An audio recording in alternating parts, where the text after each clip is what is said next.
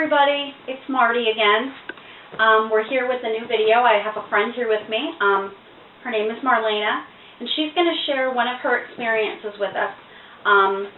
God moves in all different kinds of ways, and sometimes the way that God moves is not the way that we would like Him to move. So I want to really focus on that avenue, and this situation actually brought Marlana to Christ. So He uses everything, and she's going to tell a little bit about that. Go ahead, Marlana. How did it start? It's actually, the story started, I have to give you a little bit of a backstory. It started a few years ago. The house I live in now, I lived in years ago as well. Weird situation, I know. And I need to say that I know this story sounds crazy. I know it sounds a little bit ridiculous, but it's not. It's nothing but truth. 100% truth. Just keep that in mind, because I know it's going to sound a little off the charts, but the house I lived in years ago, I lived in there with my first husband, and from the very first night we moved in, we noticed activity in the house. We would hear noises. Things would just seem off. For me, my husband was a little bit reluctant at that time to acknowledge what was going on, but my youngest son, who was between 2 and 3 at that time, would come to us in the morning and say he played with Rick in the middle of the night. Rick? We have no Rick in our family, but Rick, he wasn't afraid of Rick. Rick had no eyes. He had holes in his face for eyes. There were no eyes there, and he had no mouth. But he would come play with Corey in the middle of the night, and Corey was not afraid of him. So we thought maybe Corey had an overactive imagination or was having dreams, but it started to be repetitive to where we were questioning what was really going on. There were instances then where one in particular moment, Corey was downstairs with me, and my oldest son wasn't there, and I had to go upstairs for something. And I went into my bedroom, and the baby monitor was on, and I heard what sounded like Corey's blocks clicking together. And so I went in his bedroom thinking, how did he come up the stairs without me? He knows he's not allowed to do that. And I went in there, and there was no one there. No Corey, no blocks, no nothing. So I went back into my bedroom and stood there for a couple minutes listening, and it happened again. But at that point, I didn't know God, so I was just completely freaked out and turned everything off and went downstairs and played with Corey and tried to pretend it didn't happen. But there were other things that went on back then that prompted me to have a priest come to the house and bless the house, which he did. Mission accomplished. We didn't have any problems. I actually got divorced, moved out of that house, and moved back into this house. And everything just picked up again. I think it was my presence, not necessarily the house. I don't know, from things I did in my childhood. But you want to talk a little bit about that? About my childhood? Or about what you did in your childhood that brought that about? Okay. My mom and dad divorced, and my mom worked 3 jobs. My dad moved out. I was alone all the time with my older brother. So my neighborhood friends would come around. I don't remember how we got our hands on a Ouija board, but we did. And we would just play it, thinking it was, it was so cool, I can mess around with demons, not actually realizing that maybe we were messing around with demons. There were things that happened that absolutely, I believe we let something in. I'll tell you the one story. My friend and I used to play on my grandparents' farm, which was like the equivalent of 2 blocks away. And we were playing outside, and we looked out into the one pasture, and there was a huge, like, mound of black, gray, swirly smoke. And we stood there looking at it, trying to comprehend what it was, and then we realized this thing was moving towards us. So being like 10, 11 years old, whatever we were, we ran to my house. And when we got there, we looked out the back window, and this thing was in my backyard. It had no substance to it. It was air. It was smoke, but it was swirling, and we knew something definitely was not right.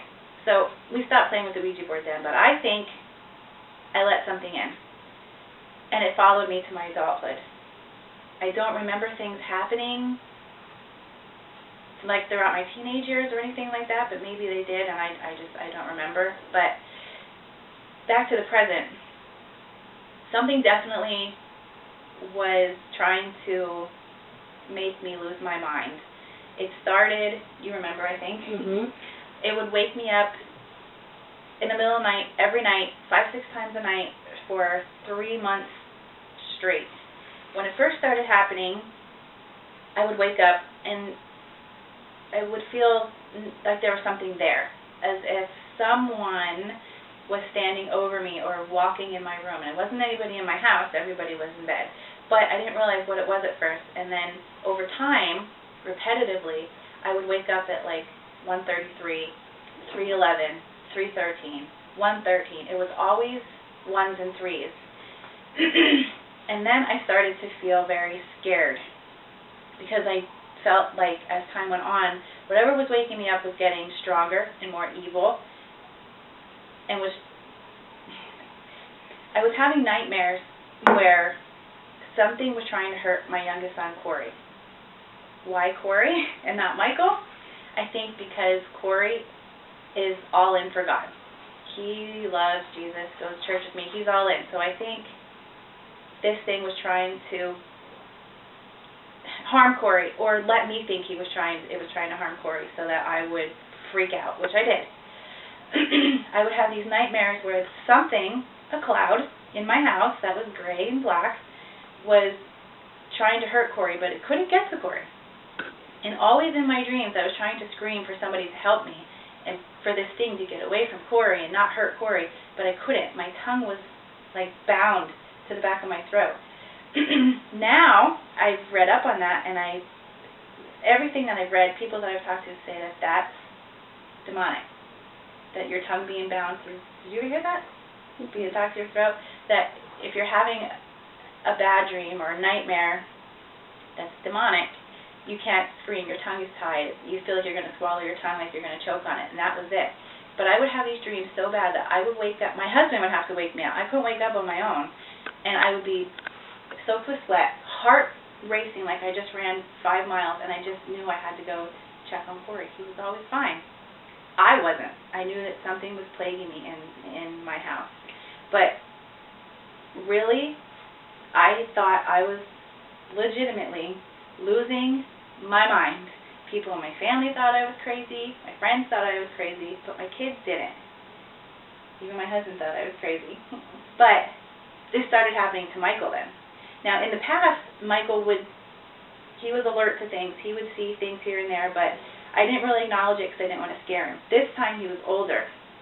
He started telling me he would wake up at 3:31, 1:13, 3:11. Now, did you tell him that? No. Okay. No, I had never told him.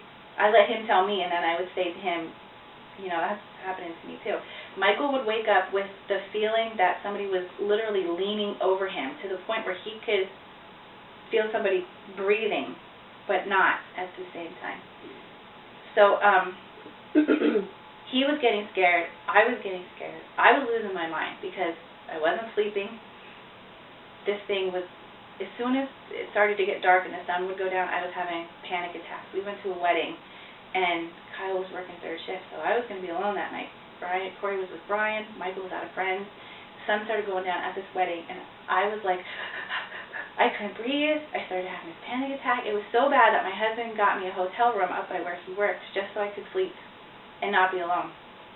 But now tell how that started to lead you to the Lord.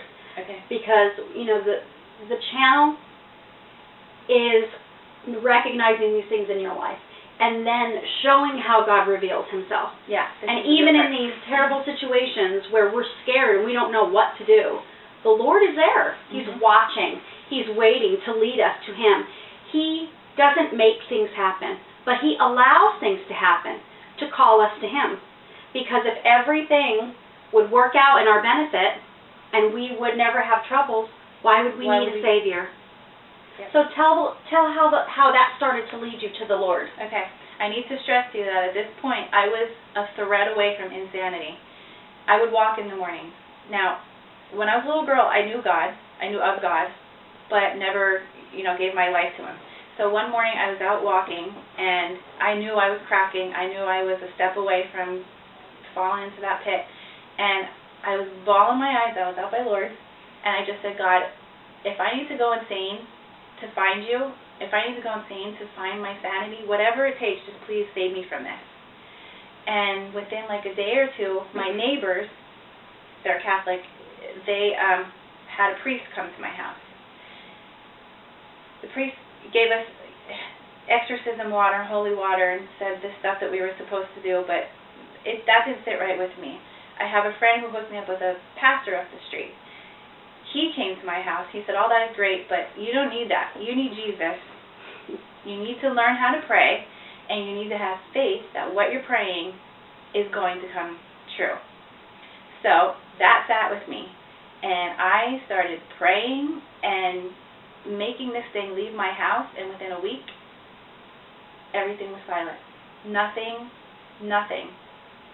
Now today, there's still a little bit of activity, but I know Jesus, and I know that all I have to do is say his name, and whatever's in my house is gone. There's no more fear. There's no more being scared. I can also say that the fact that my son knows Jesus stopped the nightmare. I think because we're alert during the day, so we're on to Satan, but when we're asleep at night, he attacks us. He can't get to us through the day, so he'll get to her at night when she's not paying attention. After I started going to church, first of all, I have to say that the church that I went to, it's Restoration Ministries, and I was undecided at that point, should I go to a Catholic church or should I go to the church where this pastor came from and taught me to pray. It just so happened that the one Sunday morning, whatever, I chose to go to Restoration Ministries. The second I walked in that door, I wasn't even 3 steps in the vestibule. I was so overwhelmed with love. I stood there bawling for a good 10 minutes, went into the church bawling, bawled through the entire service, and I still bawl through services today, just because of the love. Throughout my life, I always felt like I was missing something. There was a void. I couldn't fill it with shoes, clothes, trips. My marriage didn't fill the void. Even my children did not fill that void. I was missing something. Could not figure out what it was. That day, in that church, in the vestibule, I knew what was missing in my void was God. The void is gone. No more. I don't have it anymore. Because I know whatever I need, God's going to provide it to me. And how do you think that helped your son? Corey? Tremendously. Tremendously. I love both my children equally, but I see a huge difference in my oldest son who was not raised with God in his life and my youngest son who was. God's also moving in my oldest son. I don't want to go there right now, but he's moving huge. But one thing I want to say is after I discovered God, started going to church, got on that path. I don't know if you remember, I kept being led to the book of Job. And at that point I was thinking, oh my gosh, what's going to happen now? I'm going to lose somebody. I'm going to lose my own life. What is going to happen? If you know the book of Job, you know it's scary. So I was praying on it, like what's going on, and then I realized the book of Job was me. I think I was at the point in my life where Satan and God had a conversation, and Satan said, I'm so close to taking her. Just let me take her. And God said, nope, she's not going to go with you, but you can try whatever you want to do, just don't hurt her. And I believe Satan brought me to that brink of insanity where I said, God, please save me, and Satan lost and God won, just like in the book of Job. And that blows my mind. So I am just incredibly thankful for God not giving up on me, being so incredibly faithful to me, and I have nothing but love for our Jesus. Our Jesus. Our Jesus. And that's my story. Thank you so much for watching. We're going to continue with stories like Marlana's and all different kinds of stories, because God is everywhere and He works in everything. He works in prisons. He works in gift shops. He works in churches. He works in homeless shelters. He's everywhere. So you have to know, and I want this channel to help you to tune into when God is trying to lead you to Him. And the one important thing, too, that I want to say is, in all situations, we always want to go back to the Bible. We always want to go back to the Bible and test what is happening and how we are interpreting it, because the Bible is our guide. And the Lord says if it's not in there, then it's not right. So we need to use that as our reference point. And so I just wanted to make sure that I put that out there. So we'll talk to you and see you guys again soon. God bless.